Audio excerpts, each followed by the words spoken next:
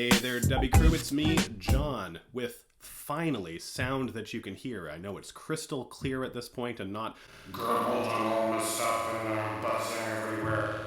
It's just nice and clear. At least I hope that it is. That's the attempt here from it. So for all of those commenting on the sound, I want to let you know in advance what we had done before we started the channel is I rolled a d6 to decide how many people should comment on the sound before we actually go and get a microphone that really works. And the answer that it landed on was 5. So once we hit 5 comments, we were good to go. I'm only like 50% kidding. I actually do try to treat this channel as a bit of a hobby, and my hobbies are mostly games. So that's kind of what we did a little bit. We're going to be trying to level up our characters as well. And hopefully this is all making sense for everyone as to what we have for our new setup.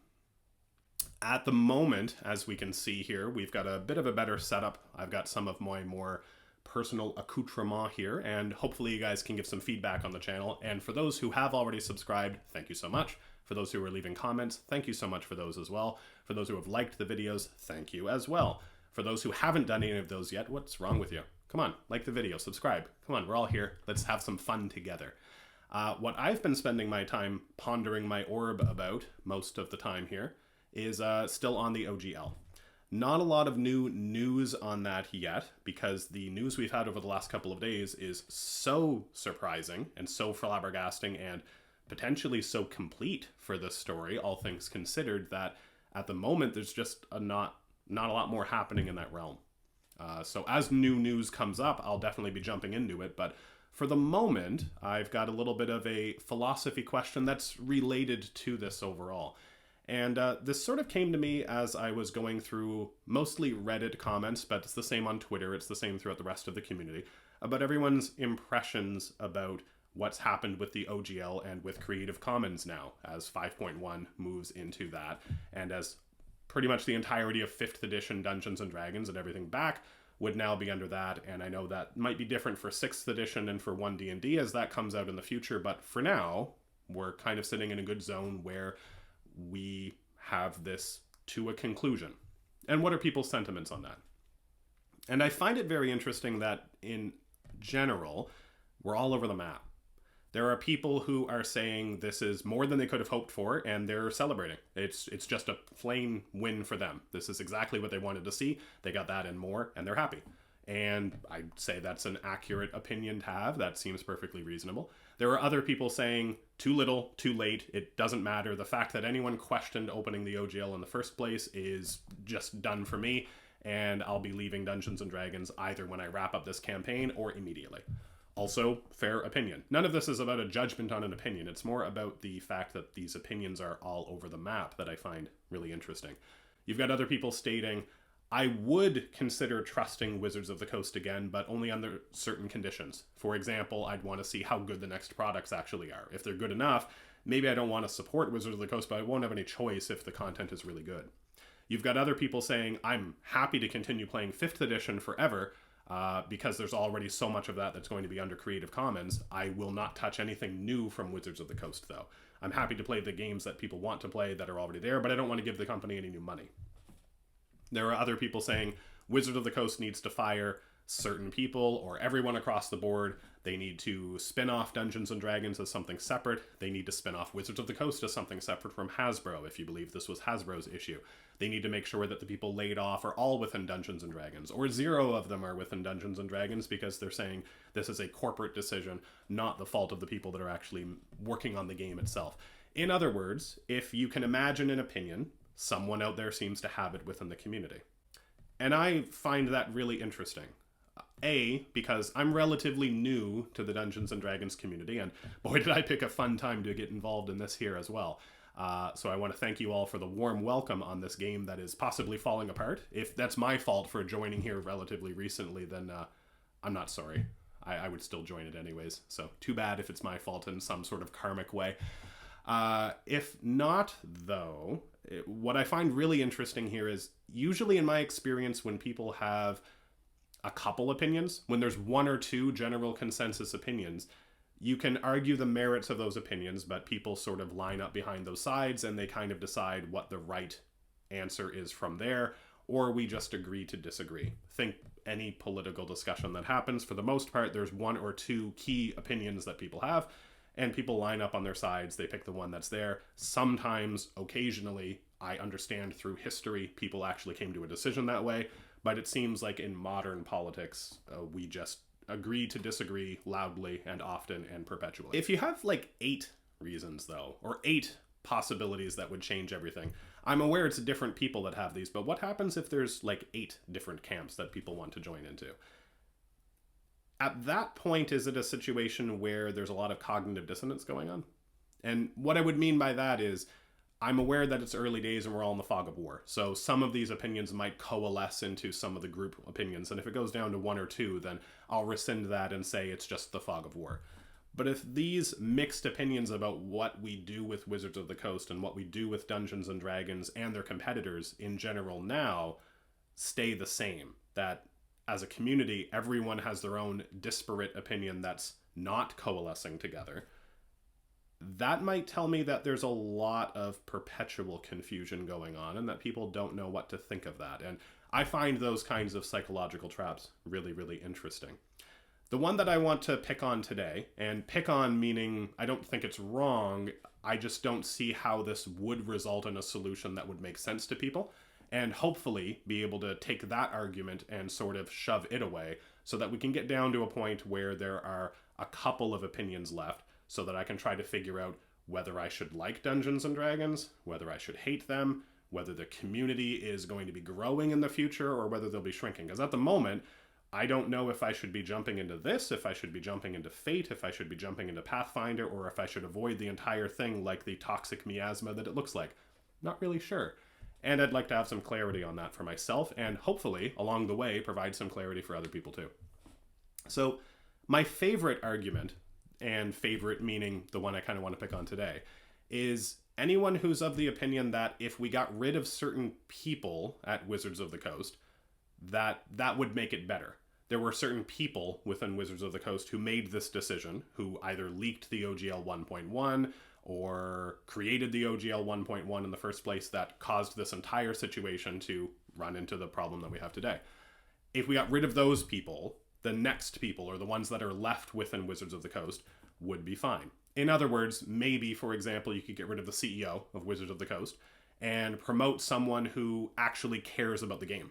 And then that person operating as CEO would run the company in a much better position than someone who's just an outside corporate head who's brought in to only maximize profits.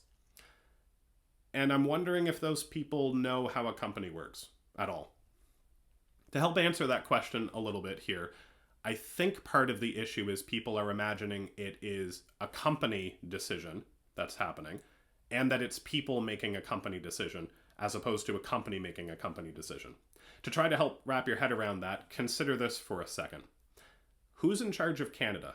I'm aware I just threw a trivia question at you, but this is kind of what I'm going for.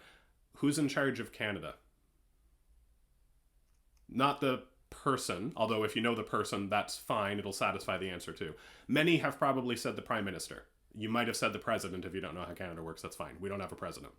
You might have said the Prime Minister. You might have said Justin Trudeau. And you'd be wrong. That's not the person who's in charge of Canada. He's the head of Parliament. He is the Chief Minister, or the Prime Minister, who would be in charge of the direct government that would be in place. But he's appointed. And he's appointed by the Governor General. The Governor General is just a figurehead position that is representative of the King. So for those who might be really, really good at your history, you might have said that the person in charge is Queen Elizabeth, and you'd be off by about 6 months, unfortunately. The person in charge is King Charles. Some of you, and these would be the ones that would be really interesting, might have said, well, it's the King of England. And you'd be wrong. It's not the King of England. It's the King of Canada. It's the same person, but not the same role at all. It's entirely possible for the King of Canada to be different than the King of England, to be different than the king of several of the other Commonwealth countries that all have the same figurehead, but not the same figurehead. It's a person filling a role who is the King of Canada. As a point in history, a really interesting question that would have come up at some point in the year 1947 is when King George VI, who was the King of England and the King of Canada, but also importantly the King of India and the king of the newly formed country of Pakistan, while India was at war with Pakistan. In other words, King George VI was at war with King George VI. How did he sleep at night? Did he sleep with one eye open in case his right hand stabbed his left hand? Because, I mean, that would be a justified decision. His right hand's at war with his left hand. Also, his left hand's at war with his left hand. Somehow, the same person has to wear that many different crowns or that many different hats. And it's the same within a company. And what I would mean by that is Cynthia Williams as a person might be a perfectly nice person. She might be evil and drink baby blood. I have no idea. But she's probably a perfectly reasonable person. Although the type of person who claims to be a CEO is anything but normal under most circumstances, she's probably human and probably has personable traits that we would all find admirable or good and maybe even get along with that person. But as a CEO, she doesn't act as a person. Neither does any CEO. A CEO's job is as the head of a company. And I think this issue that a lot of people have is if someone's in charge of a company, that person is just a bad person. They're evil aligned, to use a D&D term. Maybe they're evil chaotic, maybe they're evil lawful, but they are in some way aligned evil. Or you might say, well, they're not evil, but they're neutral. They're certainly not good because they're not fighting for a moral cause here. They're fighting for a company cause. And I would say it's a bit more complex than that. I don't think people fight for those causes, all things considered. I should rephrase that. People fight for those causes, but people don't run companies. Companies run companies. And what I mean by that is company people run companies. When you go to work for a company, and this might be true in your own job as well, when you go to work, are you you? If you work a customer service job, you talk to your customers the same way that you talk to your friends? Is your personality the same? Are your interests the same? If they are, that's good for you. I'm glad that you have the kind of job where you do that. But for most people, it's a little different. Do you talk to your spouse the same way that you talk to your kids? Do you talk to your grandmother the same way that you talk to the girl you're hitting on at the bar? I hope not. Especially for that last one. I really hope not. You're a different person as the need arises. And that's true for a company as well. So here would be one argument that I think we could all agree on, and then be able to set that aside as a community, hopefully, because it'll make the community's argument so much stronger.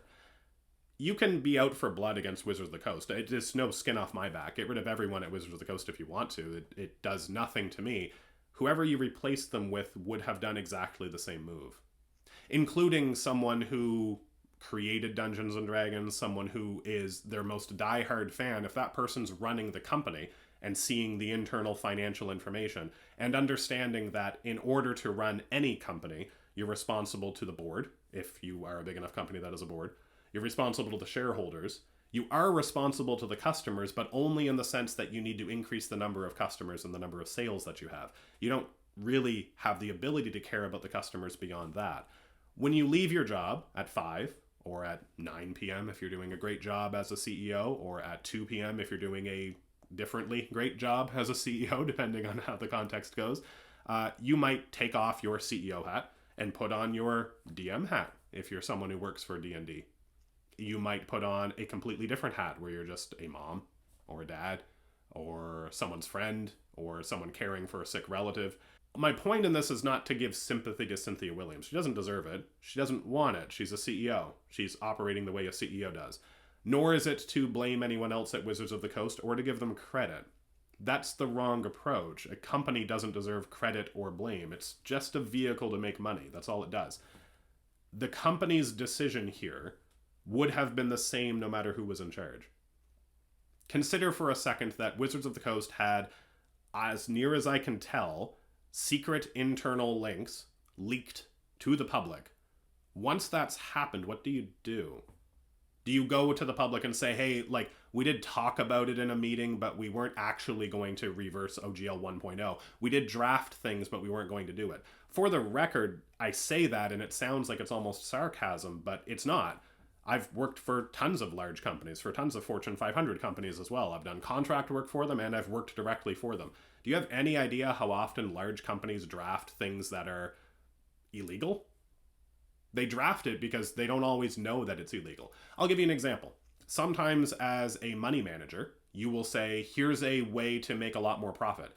You won't know the legality of that. You're just coming up with an idea to make a lot more profit. You might say, for example, can't we just evict people who were late on their mortgage payments once instead of having to go through a full legal process? You might draft that and say, here's my calculations of how much more money we could make as a bank if we did this. You might legitimately go and draft all of that. It happens far more often than you think it should. I'm using a bit of an extreme example, but only a bit of one. Someone would have drafted it. They then pass it off to other people for review, maybe at some sort of board meeting, and they review the idea. What you don't know is that people within the board meeting, or even before it gets to any sort of board meeting, people at just some general consensus meeting where they're deciding what projects they're going to work on, looks at it and says, what's this garbage? We can't do this. Are you insane? We can't do anything even remotely like this. That could have happened with OGL 1.1 too. Someone could have drafted the entire concept and said, here's a great idea, we can just milk them for all this money. It could have been Cynthia Williams, for all I know, who personally shoots it down and says, I'm not doing anything like this. Are you insane? This is the worst thing we could ever do. It doesn't make money and it jeopardizes the one thing that matters, our customers. Why would we ever do that? And the person says, oh, I never thought about it that way. Yeah, actually, very good point. So we're not going to do it, so I'll just not work on this project and I'll go work on something else. And then someone else leaks the argument. Once it's leaked, it's kind of done. Even if Wizards of the Coast was telling the truth, if they came out and they said, no, guys, we drafted it, but you have to believe us. We never would have done something like this. Would you believe them? You shouldn't. That would be insane.